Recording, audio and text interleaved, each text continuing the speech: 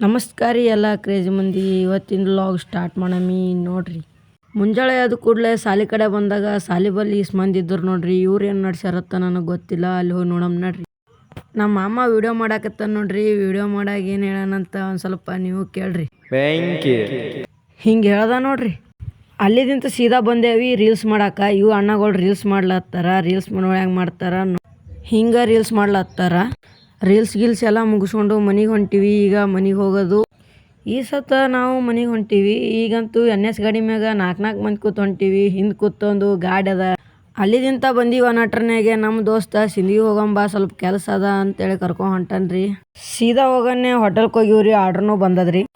Order ಬಂದಿದೆ ತಡ ಎಲ್ಲರೂ ಸೇರಿ ಶಿಸ್ತಿಗೆ ಸಪಾಟ್ ಸಟ್ ಮಾಡ್ದೇವು. ಅಲ್ಲಿದಿಂತ ಸೀದಾ ಹೋದೇವ್ರಿ ಸಿಂಧಿಯಾಗ ತಿರ್ಗಾಡ್ಲಾಕ. ಅಲ್ಲಿ ಬಂದು ನೋಡ್ರಿ ಸಿಂಧಿಗ ಜಾತ್ರೆನೇ ಜಾತ್ರೆ ರೀ.